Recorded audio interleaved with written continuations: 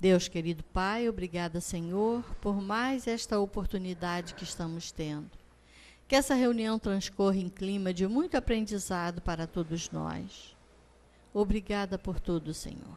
Graças a Deus e que assim seja. E com vocês, Celi Machado. Uma boa tarde para todos nós. Vamos dar sequência. Nós terminamos a reunião passada falando sobre o segredo, né, da felicidade, que é a questão da obediência, que todas as vezes que a gente transgride uma lei, nós sofremos os efeitos dessa transgressão rapidinho, né? Nem demora tanto assim. Então, nós comentamos sobre essa questão aqui, que ficou clara para nós, sobre a posse do necessário, que para a vida material, a felicidade está na posse do necessário, e para a vida moral, a consciência pura e a fé no futuro. Então, abordamos isso aí, não é tão simples assim, né? A pergunta é clara e a resposta é pequena, né? Mas tem um conteúdo enorme aí dentro. Então, vamos pegar aqui, na 923, quando Kardec pergunta: aquilo que seria supérfluo para um não se torna o necessário para outro e vice-versa, segundo a sua posição, né? Segundo a posição. E eles respondem que sim, que de acordo com as vossas ideias materiais, os vossos preconceitos, a vossa ambição e todos os vossos caprichos ridículos, eles foram até, né, assim, bem incisivos nessa resposta, né? Então, aquilo que seria supérfluo para um não se torna o necessário para outro e vice-versa, segundo a posição, sim, de acordo com as vossas ideias materiais, os vossos preconceitos, a vossa ambição e todos os vossos caprichos ridículos. Olha que peso tem esse adjetivo aí perto, né, de caprichos, né? Olha que ele não parou em caprichos. O espírito que respondeu essa questão não parou na palavra capricho. Ele quis qualificar, para não ficar tão leve, né? Caprichos ridículos, para os quais o futuro fará justiça quando tiverdes a compreensão da verdade. Isso acontece com todos nós, todos nós. Às vezes nós valorizamos tanto alguma coisa, sofremos tanto porque não temos aquilo, não podemos ter aquele bem que às vezes a gente quer, e choramos até. Eu sempre lembro aqui, é engraçado isso, uma prima que eu tenho, ela falou que quando ela estava montando a casa dela, ela estava decorando a sala, ela viu uma mesinha muito bonita na sala, já contei isso várias vezes aqui. Ela viu uma mesinha numa loja que era adequada, perfeita para o cantinho que ela queria decorar. Ela, na hora, não estava assim, pronta para levar, ela não estava em condições de carregar aquilo. Naquela hora estava indo, estava ocupada, ia não sei para onde. No lugar de entrar na loja e pedir para reservar até o dia seguinte, ela também não o fez e foi para casa e falou: amanhã eu venho. Quando ela chegou lá, cadê a mesinha? Já tinha sido vendida para outra pessoa. Ela falou: Celi, você acredita que eu chorei dentro da loja? Eu falei: eu não acredito, não. Não acredito que você pagou um mico desse tamanho, não. Ela falou: mas eu paguei. Lá em casa, eu chegava ver a mesinha. Quando eu cheguei em casa, eu falei: olha, ela é perfeita para aqui, falou para o marido, não sei o que e tal. Ela falou: eu já estava vendo tudo bonitinho, já estava até arrumando uma coisa para colocar em cima, era uma mesa de canto, assim, uma coisa bonita. Aí ela falou assim: eu chorei dentro da loja. Ela falou: depois eu fiquei com vergonha, né? Aí o rapaz falou: não, quando chegar, a gente avisa a senhora. Mas ele, quando ela viu, que ela até falou com ele, ele falou que aquela peça não costumava vir sempre, não. E no outro dia ele ficou com tanta pena dela que ele falou: não, mas quando chegar, eu aviso a senhora. Tudo bem. Foi embora, triste da vida, e passou aí uns dias tristes por causa da mesinha, não conseguiu botar nenhuma no lugar. Logo depois desse episódio aí, O pai dela se sentiu mal, foi para o hospital e estava com um problema sério circulatório, teve que amputar a perna e depois desencarnou. Aí ela falou assim, nossa, quando eu deparei com o problema do meu pai, e aquilo ali foi uma dor tão grande, quando eu lembro que eu chorei por causa de uma mesinha, eu fico horrorosamente aborrecida comigo. Eu falei, pois é isso. A vida vai nos mostrando o que a gente tem que é supérfluo, né? E o que é definitivo, o que é efetivo, o que é verdadeiro na nossa vida, né? Então a gente não tem muito essa medida do supérfluo e do necessário, porque nós nunca achamos que temos nada supérfluo. A gente não acha. Por quê? Eu tenho 3 armários de roupa, mas nada supérfluo, porque todas me dão e eu uso todas. Né? Então, a gente não acha que tem nada supérfluo. Se tiver 100 pares de sapato, não é supérfluo, porque eu uso. Eu uso todos, então não é supérfluo. O cabide de bolsa tá que não aguenta mais nenhuma. Não, mas não é supérfluo, porque, olha, as bolsas, cada uma combina com determinada roupa, não é supérfluo. Nada que a gente tenha é supérfluo, nada. Então a gente não acha, por isso que o limite do supérfluo e do necessário é muito difícil. Porque se a gente for pensar necessário mesmo, a gente tem uma ou duas, porque se ela estragar, a gente compra outra, porque ninguém sai com 2 no mesmo dia, não é? A gente não sai com uma bolsa de cada lado, a gente só sai com uma. A gente não sai com um sapato e o outro do lado pendurado, a gente também só sai com um par. Então, a hora que não ficar bom, que tiver ruim, ou que a gente precisar para combinar com uma roupa, ou que vai a um evento, precisa de um sapato mais adequado, a gente compra, né? Mas a gente não acha que nada que a gente tenha é supérfluo, né? As mulheres, principalmente, porque os homens têm também suas preferências, né? Da mesma maneira que as mulheres gostam de sapatos, de bolsas, os homens também têm umas preferências que quando a gente olha com aquele olho torto, igualzinho que eles olham para a gente, para as nossas bolsas e os nossos sapatos, né? A gente olha para aquele olho, com aquele olho todo, mas para que você quer mais um disso? Eles ficam olhando para a gente como quem diz, para que você quer mais um sapato? Para que você quer mais uma bolsa? Né? Então, é assim, nada que a gente tenha, a gente acha que é supérfluo. Até que aconteça alguma coisa, ou de que nos faça sofrer, ou não, a maturidade vai nos trazendo esse limite. Né? Nós vamos vendo as coisas acontecerem. A pessoa que faz trabalho voluntário, ela aprende muito essa questão do supérfluo e do necessário. Ela vai limitando para si mesma, porque ela vai vendo que realmente tem pessoas que não têm nada para calçar, nada para vestir.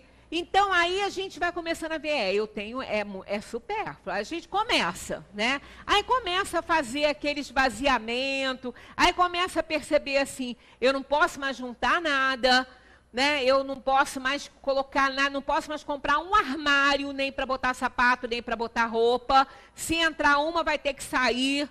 Né? Então, a gente começa fazendo esse exercício. A gente vai vendo que tem muita coisa. É igual quando a gente quer comprar uma coisa mais cara e a gente não tem aquele valor em dinheiro e a gente precisa comprar e não quer financiar. O que a gente faz durante um tempinho antes? A gente começa a fazer umas economias, começa a não gastar tanto com supérfluo e vai fazendo, né, uma poupancinha até que o dinheiro acaba aparecendo para comprar o que a gente deseja.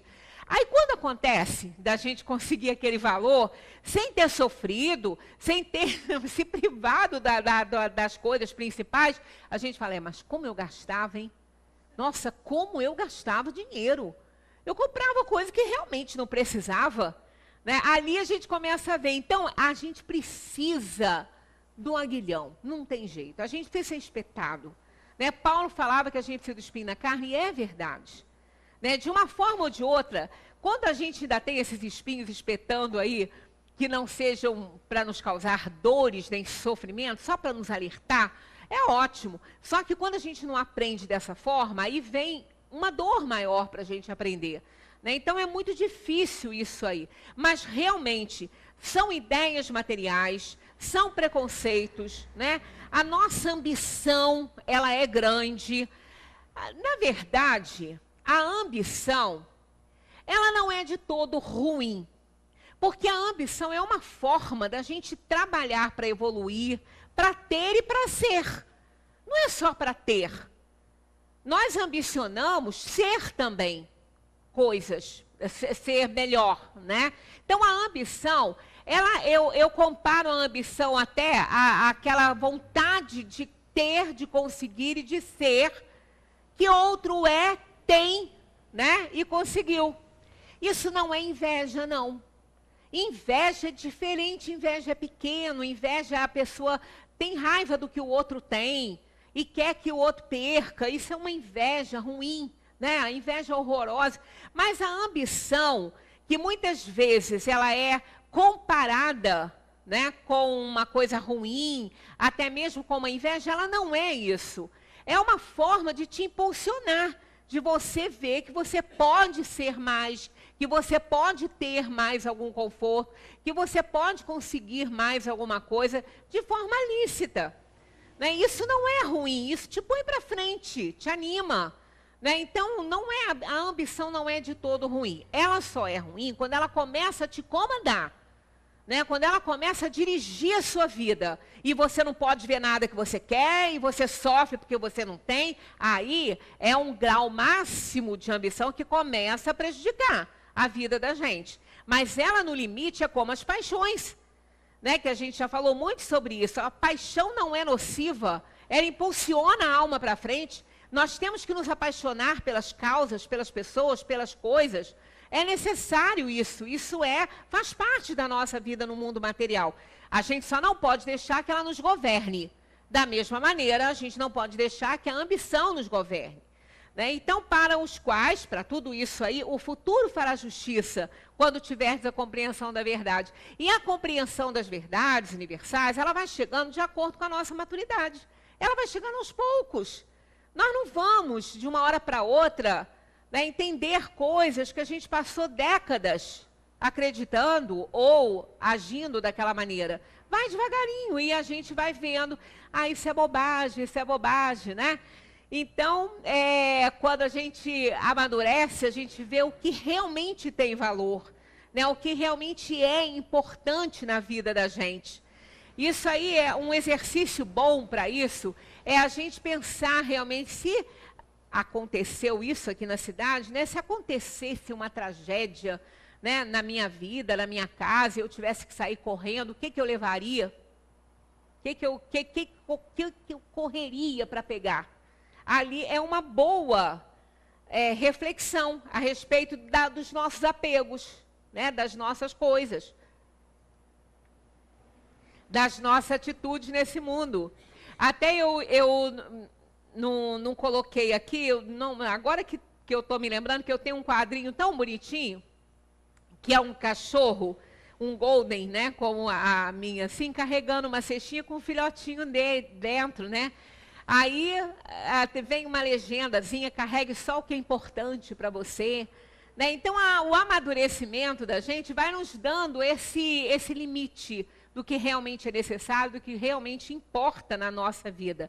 E os espíritos são categóricos, e eles categóricos com isso, né? Tanto que colocou aí ridículo para capricho, qualificando isso aí, e continuam falando, olha só, sem dúvida, aquele que tivesse uma renda de 50 mil libras e a visse reduzida a 10 mil, considerar-se-ia muito infeliz por não poder continuar fazendo boa figura, mantendo o que chama a sua classe, ter bons cavalos e lacaios, isso foi 1857, né? Satisfazer a todas as paixões e etc. Julgaria faltar-lhe o necessário, né? Nós estamos vivendo um momento aqui no Brasil que tem muita gente sofrendo por conta de não ter mais aquilo que tinha, né? Por conta de estar tendo que que encarar aí uma realidade diferente daquela que carregava antes, né? Então, há que se sofrer por causa disso, né? Os espíritos perguntam, mas francamente, olha, eles estavam querendo nos alcançar mesmo, né? Com essa resposta aí, ó. Mas francamente, podes considerá-la digno de lástima quando ao seu lado há os que morrem de fome e de frio, sem um lugar em que repousar a cabeça? O homem sensato, para ser feliz, olha para baixo e jamais para os que lhe estão acima, a não ser para elevar sua alma ao infinito. Então, eles, que a gente ter pena, mas fulano perdeu tudo, tá vendo? Olha lá, aconteceu, coitado, ainda vai ter muito para sobreviver, vai ter mais que o necessário. Não é coitado não, coitado de quem realmente perde o pouquinho que tem por ter sido roubado por outrem, esse sim. Né? Esse aí é digno de uma pena, de uma compaixão, de uma preocupação, né? Mas aquele que ganhava 300 mil e passa a ganhar 100, acha que vai ser infeliz por causa disso? Tem gente que não ganha nenhum, né? Então não há que se lastimar, como eles estão falando aqui. Eles foram bem radicais nessa resposta, e longa até, porque não é tão pequena assim, mas interessante. Ida pediu, né, indicou o item 115 de O Livro dos Espíritos para a gente analisar, né, como, né, ser feliz. Então tá aí, ó. 115, nós já passamos por ela, né? Uns espíritos foram criados bons e outros maus? Eles respondem assim, eu botei toda a questão aí, ó. Deus criou todos os espíritos simples e ignorantes, ou seja, sem conhecimento. Deu a cada um deles uma missão, com o fim de os esclarecer e progressivamente conduzir à perfeição, pelo conhecimento da verdade e para os aproximar dele. Olha só, para que Deus deu essa missão? Para que a alma pudesse conhecer, né, ter conhecimento das verdades do universo e não as nossas, para se aproximar de Deus. Somos filhos dele, temos que fazer jus a isso, temos que honrar isso aí. Né? Honrai vosso pai e vossa mãe, principalmente Deus que nos criou. Né? Aí eu fiz questão de grifar, esse grifo é meu. Tá assim, a felicidade eterna e sem perturbações, eles a encontrarão nessa perfeição. Os espíritos adquirem o conhecimento passando pelas provas que Deus lhes impõe. Aí vocês vão pensar, mas não é escolha? Não é uma opção? Não tem livre-arbítrio? Tem livre-arbítrio. Mas quando o espírito não sabe escolher, Deus impõe. E quando sabe não está escolhendo bem, não tem nem permissão para encarnar, porque não vai reencarnar para quê? Para se perder novamente? Aí fica lá aprendendo. Fica na erraticidade o tempo necessário para que ele compreenda que ele está errado, que ele precisa melhorar. Aí sim, ele vai ter a permissão de uma nova vida para ele poder dar sequência, né? Uns aceitam, tá vendo, ó? Essas provas que nos são impostas quando a gente não tem condição de escolher, tem uns que aceitam, né? Uns aceitam essas provas com submissão e chegam mais prontamente ao seu destino. Outros não conseguem sofrê-las sem lamentação. E assim permanecem, por sua culpa, distanciados da perfeição e da felicidade prometida. Porque aqueles que reclamam, aqueles que ficam se lamentando, se sentindo vítimas do mundo, injustiçados, nunca vão encontrar felicidade nessa atitude, nunca. E não vão encontrar nem tão cedo, porque eles vão desencarnar e vão reencarnar para passar tudo para aprender. Então, aquele que lamenta muito, realmente, ele não está resgatando, de jeito nenhum. Já contei a historinha da mulher que aturou aquele marido triste, né? Aquele marido que traía, que era irresponsável, mas ela ficou com ele até o fim. Ela era espírita, ela ficou com ele até o finzinho, aguentando tudo. Aguentando tudo. Aí, quando chegou o dia dela, ela foi feliz da vida, porque ela estava se libertando, não só da vida que levava, quanto dele, né? Aí chega lá e ela fala isso, né? Que ela estava tão feliz quando na prestação de contas lá. Isso é história, porque não é bem assim que acontece, né? Prestação de contas é para a nossa consciência. Perdão. Mas aí eles falaram, olha, a senhora está feliz? Ah, porque eu aturei, eu fiz tudo, eu fiquei ali, ó, junto. Eu fiquei ali aturando tudinho. Aí, quem estava lá ajudando ela a fazer a sua avaliação falou, pois é, a senhora tem muitos méritos com isso, com certeza. A senhora tem tantos méritos que a senhora vai reencarnar com ele. Ela falou, mas isso é castigo. Isso é castigo, não é mérito? A senhora vai reencarnar com ele, por quê? A senhora precisa ajudá-lo a crescer. E, por outro lado, quando a senhora foi para o mundo, a senhora não prometeu aturá-lo. A senhora prometeu amá-lo. E a senhora não conseguiu. Jesus, tadinha da criatura, né? Então, a gente fica aí, ó, fazendo as coisas por obrigação, para todo mundo ver que a gente está fazendo. Ó, não vai ter mérito nenhum, não. Vai voltar, vai fazer tudo de novo. Deus nos livrar, não vai nos livrar, não. Porque a gente precisa resgatar, né? Então, não adianta ficar rezando para nos livrar. A gente tem que rezar assim. Não nos deixeis cair quando estivermos em tentação. Porque a tentação vai chegar. A tentação sempre chega. A gente tem que pedir para ele nos ajudar a gente não cair diante dela, né?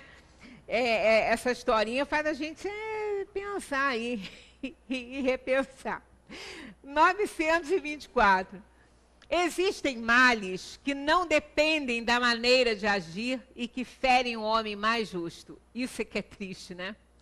Não há algum meio de se preservar deles. Porque às vezes a gente fala assim, mas eu não fiz nada para estar nessa situação, né? Eu não errei.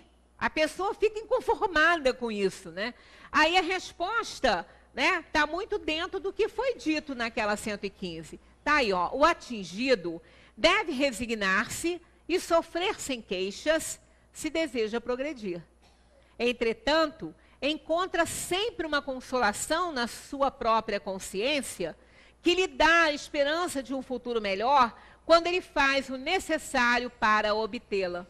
Entra aqui aquela questão que eu sempre falo, daquele devedor que teve que o que ganhava não dava, ele teve que fazer um serãozinho, teve que perder noites de sono, diminuir a alimentação e acabou se expondo, né, a um risco de adoecer por conta daquilo. Mas estava feliz, contente, porque estava conseguindo o elemento principal para pagar sua dívida, que era o dinheiro, né? Então, é o nosso caso. Mesmo que a gente não esteja satisfeito com o que está acontecendo, a gente não deve ficar se queixando, porque se a gente está nessa situação, é porque a gente está resgatando alguma coisa.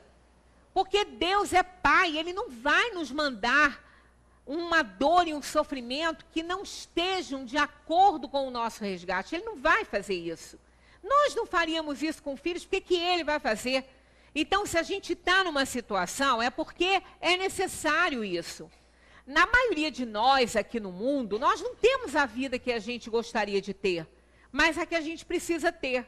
E nós sabíamos disso ao reencarnar. A gente sabe das coisas que a gente vai passar. Né? Tanto que, às vezes, o espírito desiste. E ele morre no ventre, o corpinho, né? Às vezes, um aborto natural pode ter explicação nessa questão do espírito se arrepender de ter aceito aquelas provas e com o próprio arrependimento dele, ele fica tão desestimulado que ele não se interessa por desenvolver aquele corpo que ele está com o material genético da mãe formando. Porque é ele que determina tudo isso. Então ele desiste, ele não quer. E acaba acontecendo algo e aborta aquele corpinho, né? Aborta aquela gravidez, não vai seguir. Ele vai responder muito por isso. Pior seria se ele, né, talvez tivesse vindo e fizesse mais bobagem. Ele vai responder muito. Mas existe isso. O espírito sabe que ele não vem para cá fazer turismo.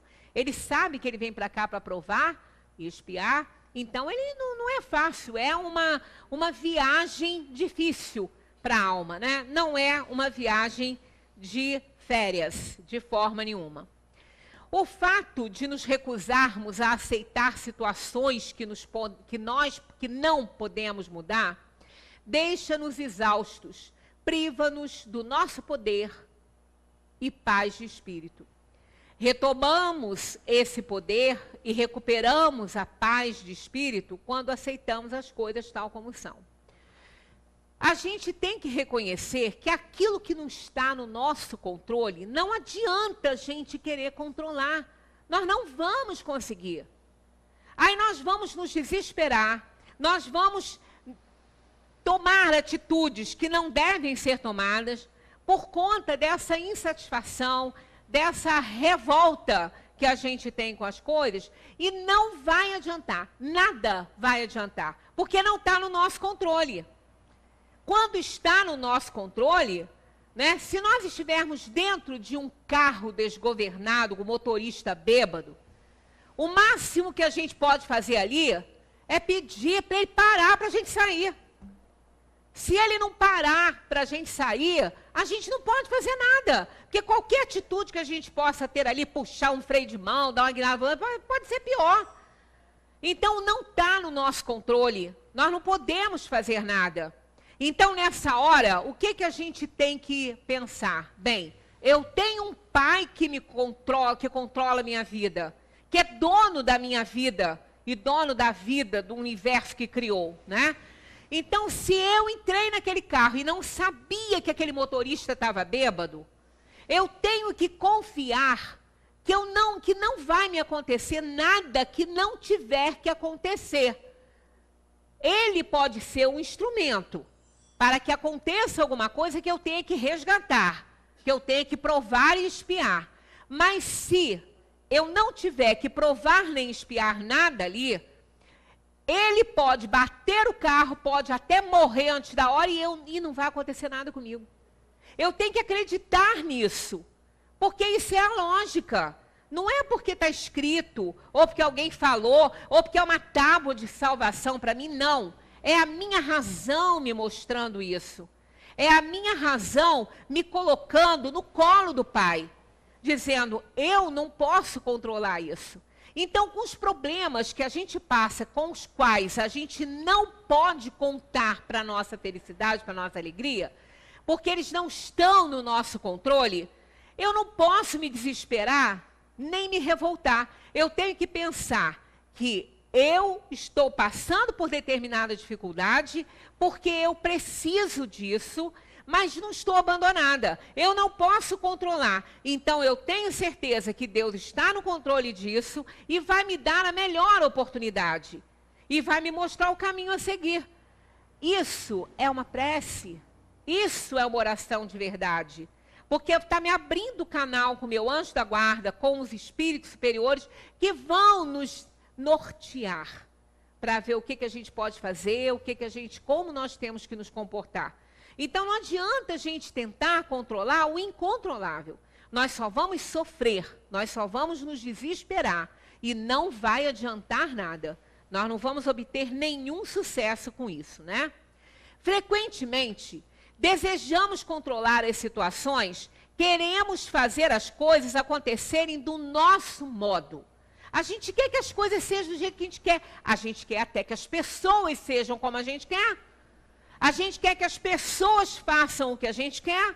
Nós não somos o centro do mundo, né, o centro do universo, mas o egocentrismo é muito forte nos espíritos ainda inferiores, é muito forte.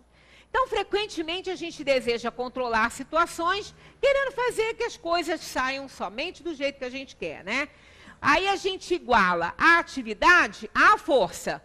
Se eu não tiver força, se eu não tentar fazer, se eu não controlar as coisas, eu sou uma pessoa fraca. Aí a gente associa a passividade a uma fraqueza, né? A uma fraqueza. Se eu não faço nada porque eu sou uma pessoa fraca, eu aceito, eu não me revolto porque eu sou uma boba, né? Tenho sangue de barata. Não, não é assim. A pessoa está tentando compreender o fato.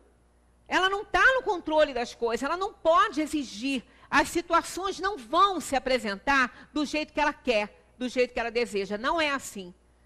A gente parece criança, né? Eu percebo isso, que agora eu estou retornando à atividade com criança. E como é difícil a gente tirar determinadas coisas. As crianças bem pequenas, elas passam por uma fase que tudo tem que ser na hora. Elas querem, pedem uma coisa, não dá, elas ficam atormentando a pessoa, falando, chorando, gritando. Ela não aprende que não pode, que tem que esperar. Ela vai aprender, mas é a duras penas. Ela vai sofrer, vai chorar, vai espernear, vai fazer pirraça. Não pode ceder. Se ceder, a gente perde o controle. Né? Mas elas são assim, nós também. A gente cresce com isso. Né? A gente cresce dessa forma. Então a gente faz um pedido, ora, faz uma oração, a gente quer um resultado imediato. E o resultado que a gente espera. O resultado que a gente quer. Porque se vier outro, a gente não aceita. A gente reclama, fala que as crianças são assim, nós continuamos adultos assim. A gente não tem paciência para esperar o momento. A gente tem que compreender que o tempo de Deus não é o nosso tempo. O tempo de Deus é diferente do nosso. E muitas vezes as respostas que Ele nos dá para as nossas perguntas não são agradáveis a nós. E às vezes elas estão um pouco camufladas para que a gente amadureça para conseguir entender o que está acontecendo. Né? Já contei aqui também uma história de uma mãe que ficava orando para um filho muito doente. O filho, ela tinha 2 filhos. Um era bem sucedido, já constituiu família, era um grande empresário. E o outro não conseguiu nem namorar. O menino era tão doente, muito menos casar e construir família, né? Ele pegava uma coisa atrás da outra. O garoto era um problema sério, um adolescente doente, mas muito doente.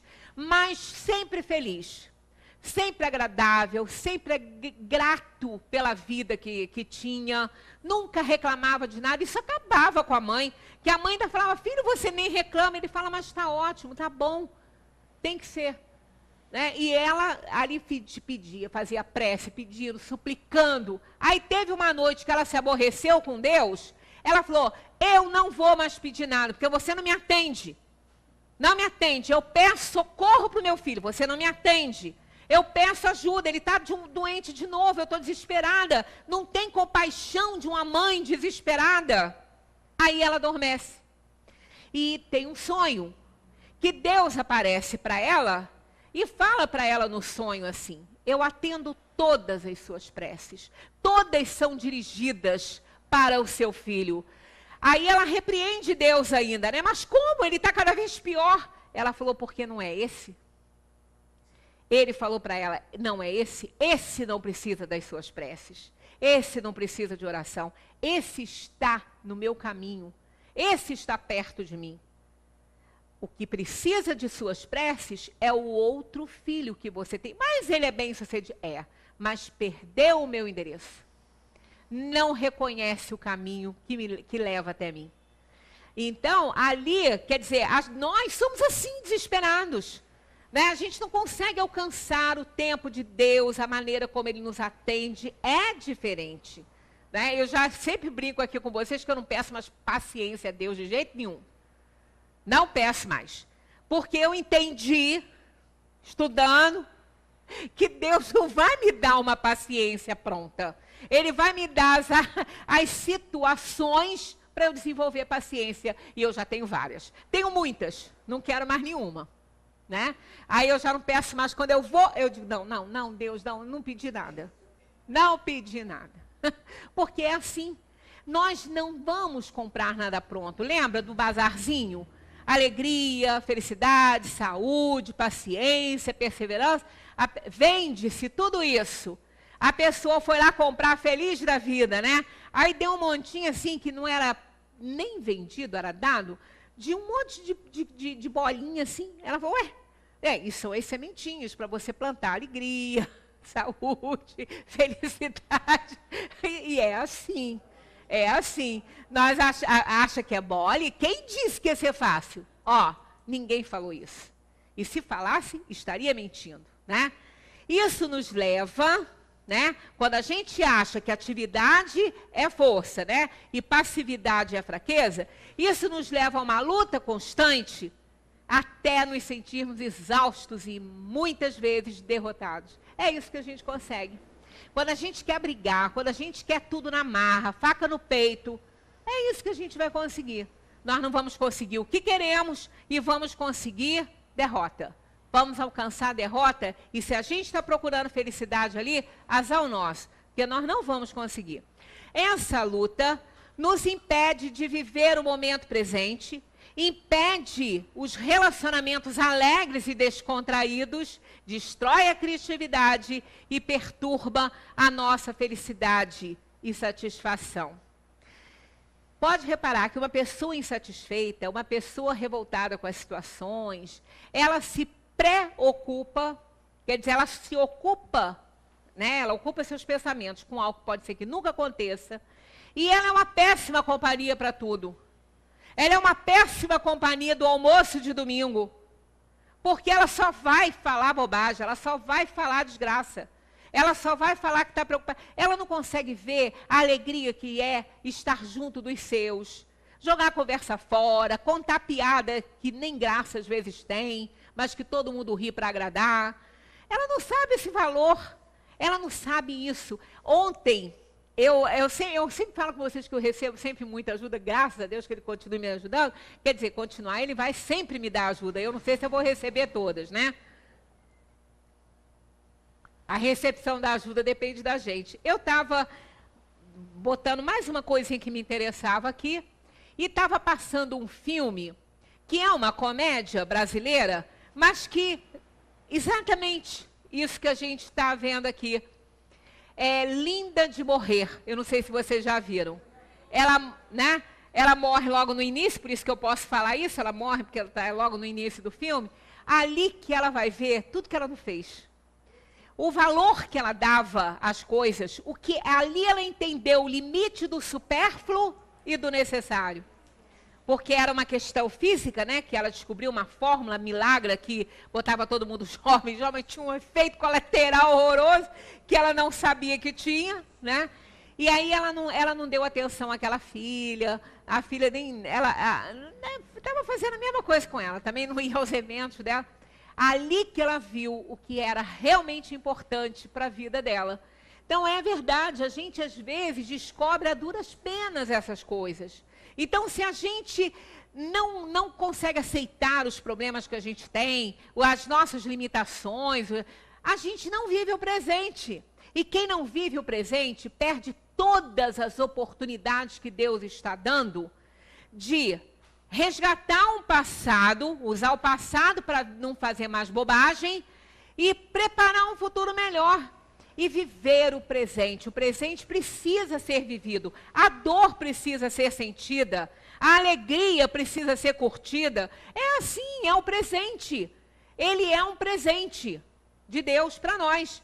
É o único capaz de consertar as coisas do passado e preparar um futuro melhor.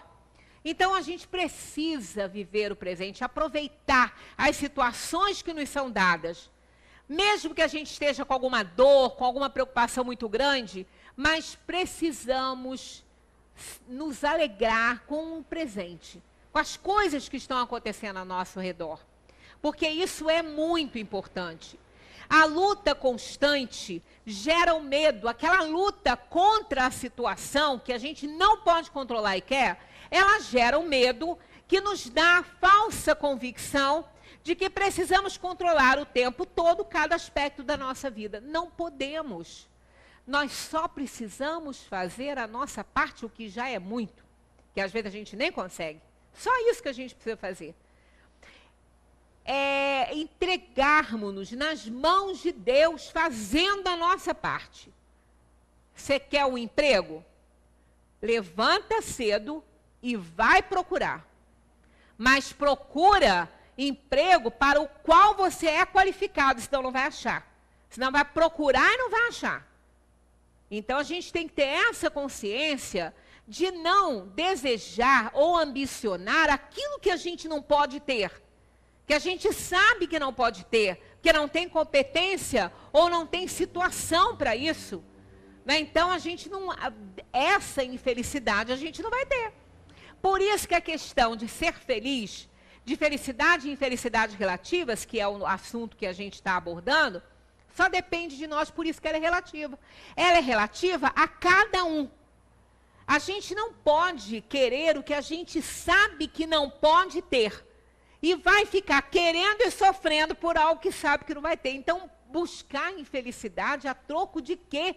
Porque isso vai fazer a gente sofrer. Não resta a menor dúvida, né? Ninguém sabe, de fato, por que as coisas acontecem e como vão acontecer. O problema é que achamos que deveríamos saber. Só que a gente não sabe e não pode saber.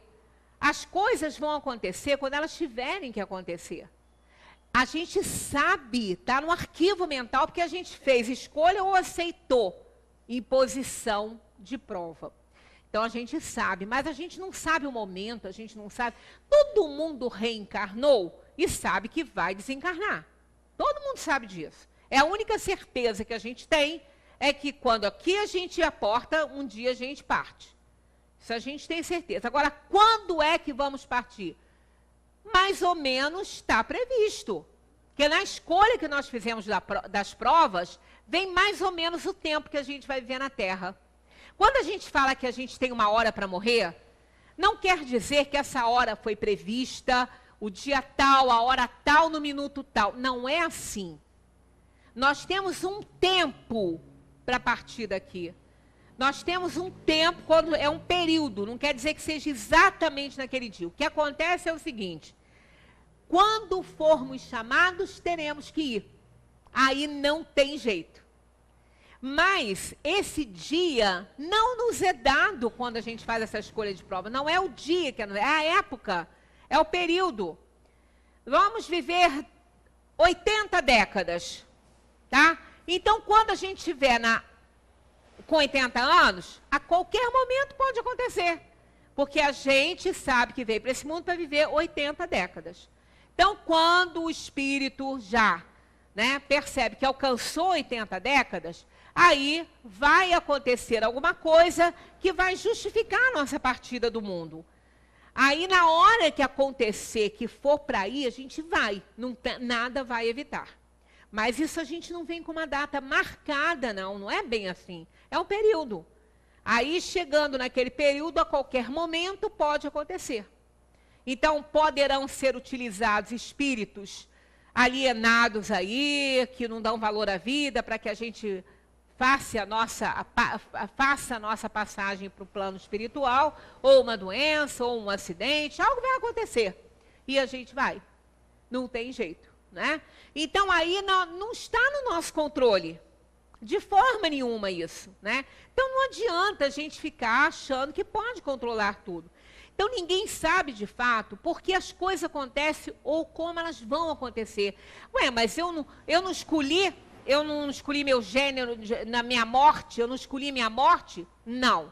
Você escolheu o seu gênero de morte. Você escolheu um gênero de morte. Morte por acidente, morte por doença, morte trágica. Né? Então, isso é gênero de morte.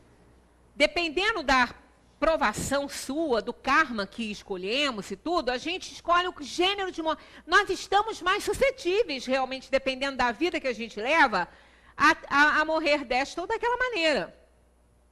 Então, a gente traz o gênero de morte escolhido.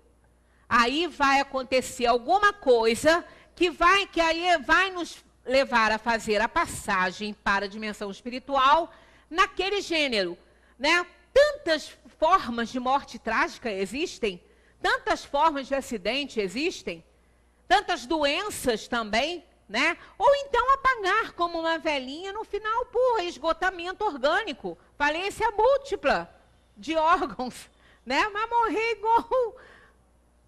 igual o quê? Nem sei, porque eu falo assim, morreu igual um passarinho. Por quê? Levou pedrada? Né? Porque os bichinhos morriam de pedrada, né? É de repente? Né? Não sei. Então, o que a gente escolheu foi gênero de morte. Mas não vamos pensar nisso, porque isso não vai nos fazer viver melhor. E a gente precisa viver bem para morrer bem. Não é? Claro que sim. Né? Eu lembro tanto de Zé. Zé, quando vinha, a gente saía, ainda meus filhos detestavam, porque a gente fazia uma reunião aqui e outra lá na porta do centro. Uma aqui, uma lá atrás e outra lá na porta do centro. Eles tinham horror. Eles não queriam vir por isso. Demorava, né? Para eles não interessava aquilo ali. Às vezes a gente estava ali na frente, continuava conversando, e o pessoal passava correndo ali na avenida, né? Aí Zé falava assim, ah lá, seria todo mundo correndo para morrer saudável. Mas veja bem, é melhor morrer saudável do que morrer muito doente, morrer sofrendo, né? Olha, gente, é engraçado, só para descontrair. Mas isso não deve nos causar o menor impacto, o menor medo. Porque quantas vezes a gente já foi e voltou? Inúmeras. E estamos aqui alegres e felizes, reencarnando de novo, né? Então não pode ser tão ruim assim. Então o problema é que achamos que deveríamos saber, mas a gente não sabe. Mas viver exige humildade, porque a vida é um mistério. Tudo será revelado no devido tempo. É o tempo de Deus. Não adianta a gente ficar ansioso, né? Não adianta. É aquela pessoa que recebe o presente, mas só pode abrir na data tal. Todo dia ela vai para lá, olha aquele presente, mexe, sacode, não pode abrir.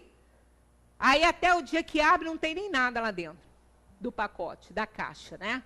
Para testar a ansiedade da pessoa. E a pessoa morre de desgosto ali, né? Então é assim, nós somos essas crianças, né? Essas crianças, eu me lembro uma vez do meu filho, quando ele vê a filha fazendo, às vezes, alguma pirraça e alguma, sabe, aquela coisa de querer as coisas na hora. Sempre que essa menina puxou, eu falei, eu sei. Eu sei. Quando ele tinha a idade dela, assim, de 3, 4 anos, eu me lembro, o Baião já existia, né, aquela confeitaria. Eu entrei lá porque ele queria água, ele estava com sede, eu entrei para comprar água. Mas a moça estava ocupada, não podia atender a gente naquela hora. E ele começou a gritar, histérico, que ele queria água, queria água. Eu falei, ela vai apanhar água para você, mas ela está ocupada.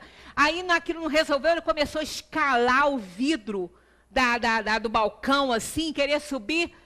Sabe? E a gente não pode fazer nada. Na rua, imagina, né? Não pode fazer nada. Porque grita com a criança ou faz qualquer coisa, vai até preso, né? Naquela época não ia não, mas agora vai. Mas aí não adianta, a criança está histérica, né? Está histérica. Aí eu me lembro que a irmã do meu marido passou na calçada e viu a cena. Aí depois ela esperou, quando eu saí, ela falou assim, nossa, eu vi Dedé fazer isso uma vez. Com mamãe e papai, querendo um sanduíche de pão com mortadela. Lá na roça, eu vi Dedé fazer isso. Que é o pai, o meu marido. Então, aí quer dizer, a coisa vai lá, ah, mas isso herda? É a alma sim, ó, que já vem há milênios, juntinho, almas gêmeas, né? Que vem se acompanhando há milênios, a gente acha que a gente está junto agora nessa só. Ah, olha a outra que ia voltar e ia pegar o marido lá de novo. Como prêmio, hein? Como prêmio, Deus me livre. Mas acontece. Eu não posso falar. Eu falo assim para o meu avô, cuidar bem de você, para ver se eu me livro. Aí eu lembro da historinha, eu falei, não, já não vou me livrar. Já não vou me livrar. Estou perdida. Vou voltar com a criatura. Vamos lá. Entregar... Que coisa horrível, né? Entregarmos-nos à vida como ela é, pode transformar milagrosamente as situações. É nessa entrega que nos abrimos para receber. Quando a gente relaxa, quando a gente aceita, né? Tem aquela frasinha, aceita que dói menos, é verdade, dói menos, né?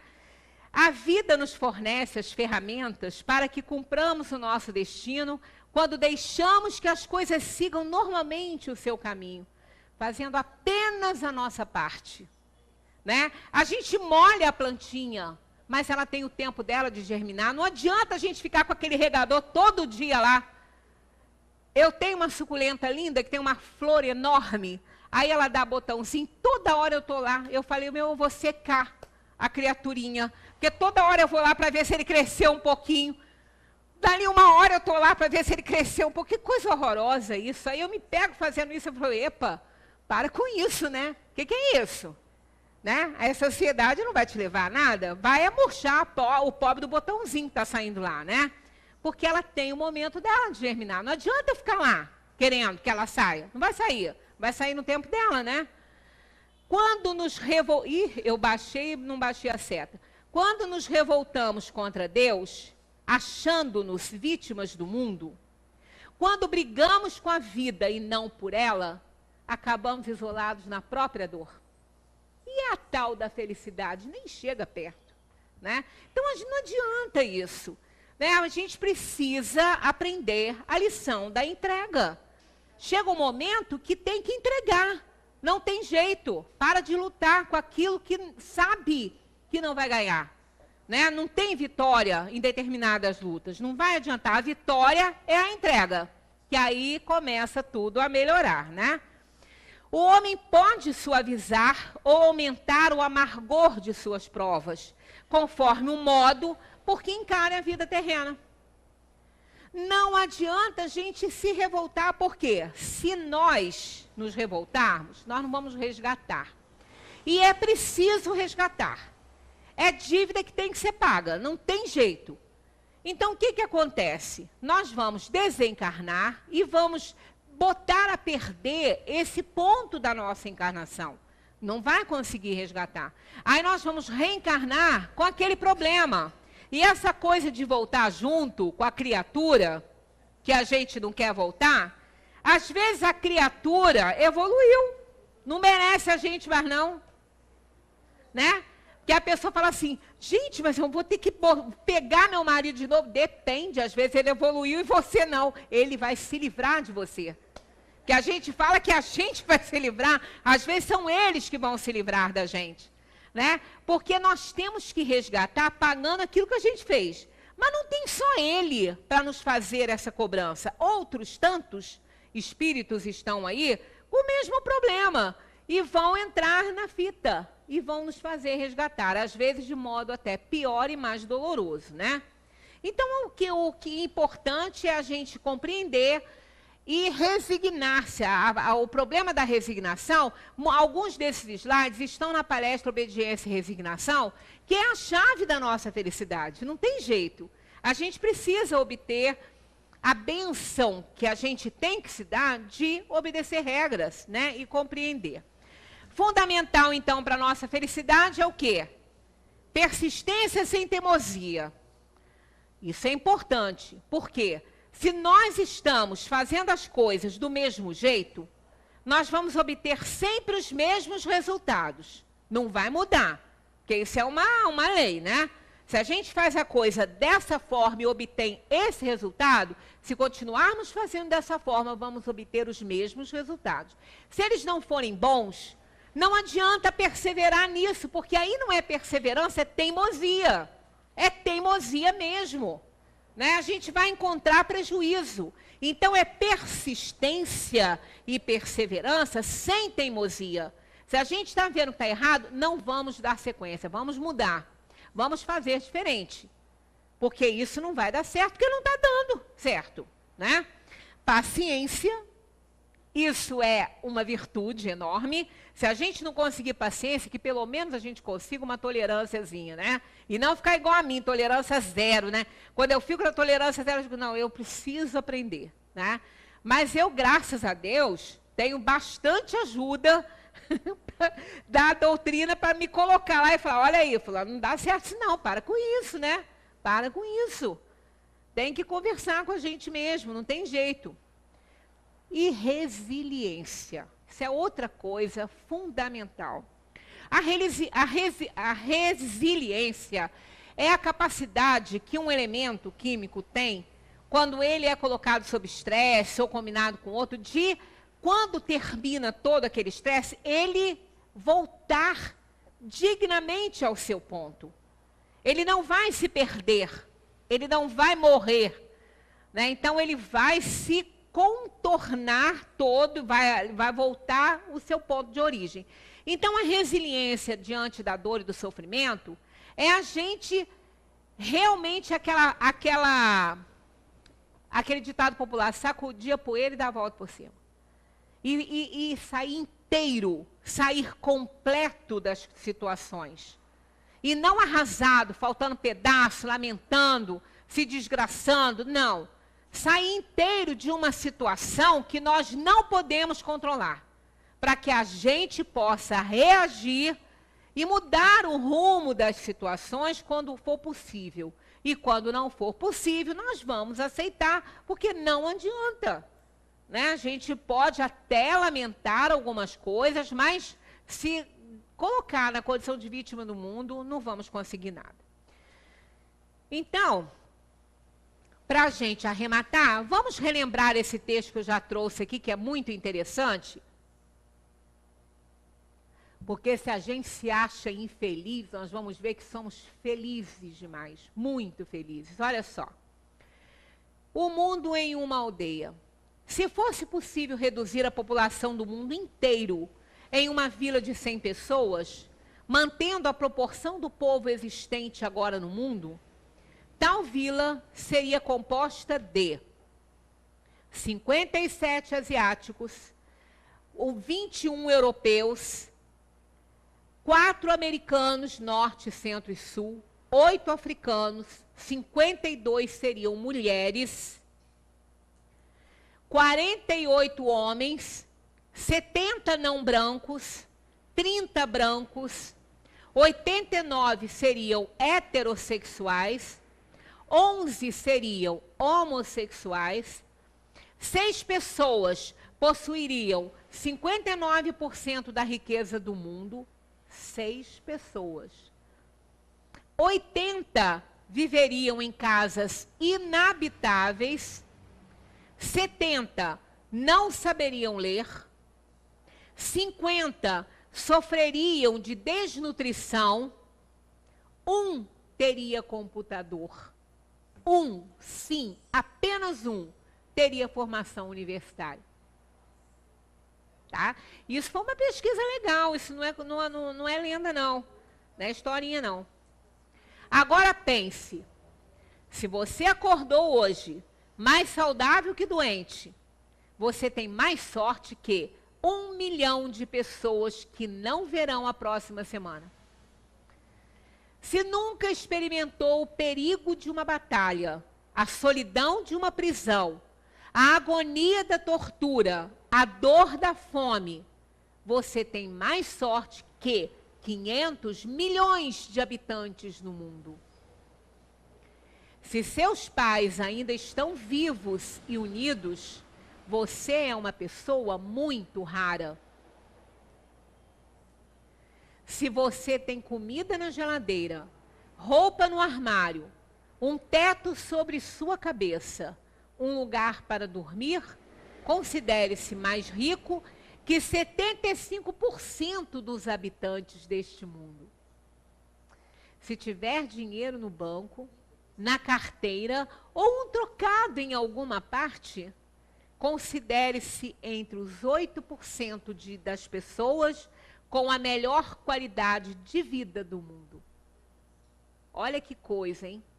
Não dá mais para a gente falar que não é feliz, né? Não dá mais para a gente sentir tristeza. Não dá mais para isso, não tem como se a gente analisar. Mas é aquela questão que a gente sempre fala, é o processo empático. Vamos nos colocar no lugar das pessoas. Aí a gente vai ver o quanto a gente é feliz, o quanto a gente é rico. É rico, rico mesmo, muito rico. Né? Isso nos faz ser mais gratos. Não só a Deus, porque Deus não nos deu essas coisas. Apenas nos proporcionou provações e expiações, de acordo com as nossas dívidas, e nos deu as oportunidades. Isso Ele dá para todas as pessoas. Isso é de graça. Ele dá para todo mundo oportunidades. E aquele que faz a sua parte, aproveita todas as oportunidades e alcança suas metas, seus objetivos. Essa pesquisa aqui é a medida do necessário e do supérfluo. E se para a gente ser feliz materialmente, a gente precisa só ter a posse do necessário, e para a vida moral, a paz de consciência, então, né? Quer dizer, é tudo que a gente precisa, é isso. Somos felizes, somos pessoas abençoadas, não porque Deus não abençoa os outros que não têm, de forma nenhuma não é isso. Estamos todos em provação e expiação. Se não temos a provação da privação agora, já tivemos e ainda vamos ter. Mas no momento, somos abençoados com essas coisas, porque a gente não estava nesse karma, nessa dívida agora. Não quer dizer que não tenhamos passado ou que não venhamos a passar. Mas no momento somos pessoas ricas, pessoas felizes, muito felizes. Não é? Para quando uma vez saíram todos os súditos do reino procurando um homem feliz, porque esse homem feliz curaria alguém lá no reino, o rei, né? E eles estavam à cata do homem feliz. Que daí que achavam? Porque todos lamentavam, todos reclamavam, todos se achavam infelizes. Aí eles acharam um homem, estava andando, não tinha nem camisa. Aí eles perguntaram, o senhor é feliz? Muito feliz, sou muito feliz. Mas o que o senhor tem para ser feliz? Eu tenho a minha vida. Eu tenho a minha vida, eu tenho a minha paz, porque nem camisa eu tenho, como vocês podem ver. Então, quer dizer, nem a camisa que esse homem feliz poderia ter para levar lá para o rei, eles não conseguiram o remédio para o rei, porque ele era feliz, mas ele não tinha camisa, né? Então, a gente é muito feliz, a gente está com tudo e não estamos, prosa. Precisamos estar, porque a gente tem a faca e o queijo na mão, basta cortar. Isso quer dizer fazer a nossa parte. Muita paz para todos.